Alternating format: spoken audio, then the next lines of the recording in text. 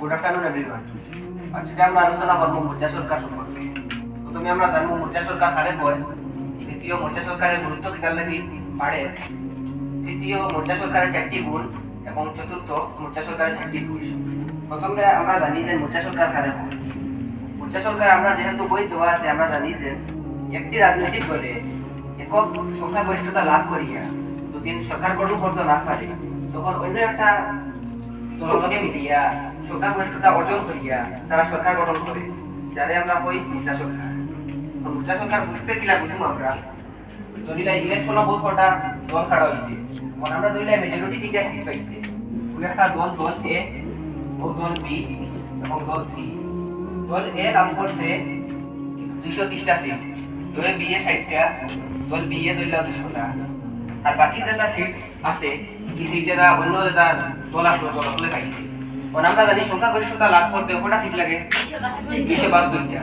এখন সংখ্যাগরিষ্ঠতা লাভ করতে পারছেন না, এখন না পারার লাগিয়ে এখন আবার ইলেকশন করতে আনি। ওই সময় কিটা করছেন, দল এ আর বি এ দুজনে মতামত ঠিক করছেন, আমরা দলে মিলিয়া একটা সরকার গঠন করে যাই। ওই সময় দলের মতামত দিচ্ছে এবং দল এ এবং বি এ মিলিয়া সরকার গঠন করছেন। তারাও 230 আর তারাও 60 মিলিয়া 290 হয়েছে। যার ফলে আমরা দেখছি যে একটা সংখ্যাগরিষ্ঠতা করতে একটা নম্বর লাগে, সিটটা তো পুরো হয়ে গেছে। তার কারণে তাই না দুজনে মিলিয়া মোর্চা সরকার গঠন করতে পারছে। তো বুঝছি এখন মোর্চা সরকারের একটা সংক্ষিপ্ত ইতিহাস দেখিলে আমরা জানি ইন্ডিয়া 1947 আজাদ হয়েছে। এখন 1947 তাকিয়া 1967 পর্যন্ত কংগ্রেসে সুন্দরভাবে সরকার চালাইয়া গেছে, কিন্তু 1967 তাকিয়া 1977 মাঝখানো দেখছি আমরা বহুত কিছু বেড়াচারা হয়েছে, মানুষের অসন্তুষ্ট করছে, মাঝখানো ইমার্জেন্সিও লাগছে, যার ফলে মানুষের অসন্তুষ্ট বাড়িছে। যার ফলে 1977 মুরারজি দেশাইয়ের নেতৃত্বে একটা মোর্চা সরকার গঠিত হয়েছে আর ওটা বাদে কেন্দ্র গেছে সংখ্যাগরিষ্ঠতা লাভ করিয়া। কিন্তু এই মোর্চা সরকার যেটা এটা বেশ দিন টিকতে পারছে না, এর 2 বছর বাদে 1979 এটা পড়ে গেছে। এটা পড়ার আরো কদিন বাদে অক্টোবর মাসে শরণ সিংহর নেতৃত্বে আরেকটা মোর্চা সরকার গঠিত হয়েছে, কিন্তু এটাও বেশ দিন টিকেছে না, একটাও পড়ে গেছে। পরে 1979 তাকিয়া আরো 10 বছর কংগ্রেসের সরকার চালাইয়া গেছে।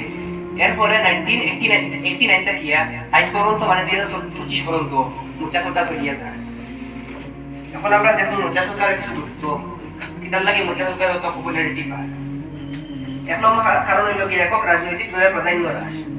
একক রাজনৈতিক দলের প্রাধান্য হ্রাস বলতে একক রাজনৈতিক দল মানে একটা দল, আর প্রাধান্য হ্রাস মানে আমরা গাঁর ভাষা বলতে পারবো বেটাগিরি কমছে। এখন কারণ দল তো আরো বেশি বাড়ে। আগে আমরা দেখছি একটা রাজনৈতিক দলে সংখ্যাগরিষ্ঠতা লাভ করিয়া এর সরকার চালাই যাইতে পারছে, কিন্তু এখন দুদিন হে মানুষের অসন্তুষ্ট করে, আর তো বিভিন্ন অপশন আছে মানুষের কাছে, বিভিন্ন দল আছে, যার ফলে মানুষের অন্য দলটা ইয়ে করতে পারবা, ওটার লাগিয়া মোর্চা সরকার ইয়ে বাড়ে দিয়া একটা সরকারে সংখ্যাগরিষ্ঠতা লাভ করতে পারেন না, পরে অন্য সরকারের লাগে মিলিত হওয়া লাগে, যার কারণে মোর্চা সরকার গঠিত হয়। 2 নম্বর একটা কারণ হইব গিয়া একটা নির্বাচনও কোটি কোটি টাকা খরচ হয়, আমরা জানি সবে।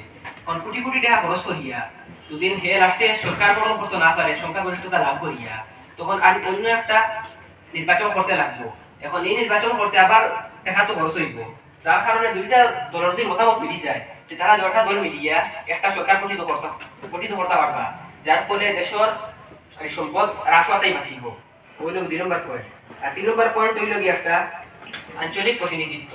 এখন মোর্চা সরকারের দল যেটা থাকে, এটা কিছু দল তো আমরা অঞ্চল থাকিও যায়, সরু দল থাকে না। এখন কেন্দ্র আমরা এই লোকের যেটা প্রবলেম, এটা তো কেউ বুঝতে পারছে না কেন্দ্র থাকতে। এখন লোকের যদি একটা গভর্নমেন্ট যায়, কোনো দল যদি যায়, তারা লোকাল প্রবলেম যেটা ওটা কেন্দ্র তুলতে পারবা, যার ফলে এটা একটা গুণও দেখা যায় এবং মোর্চা সরকার গুরুত্ব লাভ করবার একটা কারণ। এখন গুরুত্ব বুঝছেন, এখন আমরা সেটা গুণ সম্পর্কে আলোচনা করি। গুণ 1 নম্বর গুণ দেখো পরিস্থিতি এবং সময় সাপেক্ষ। এটা হয়েছে কারণে এখন সংখ্যাগরিষ্ঠতা লাভ করতে পারছে না ইলেকশন বাদে, আমরা দেখি ধরিলে কোনো দলে এখন এটা তো পরিস্থিতি খারাপ। তো এখন সময় সাপেক্ষে মানে সময় বুঝিয়া তারা দুইটা দলে যদি মতামত মিলাই যায় যে তারা মোর্চা সরকার গঠন করতে পারবো, যে একটা বাস সময় থাকি আর বালা কথা যাইব, ও কারণে হইল কি একটা গুণ। দ্বিতীয় হইল কি স্বেচ্ছাচারী সরকার। এখন আমরা জানি সবে যে মোর্চা সরকার 2 বা 1 থেকে বেশি সরকার থাকুন।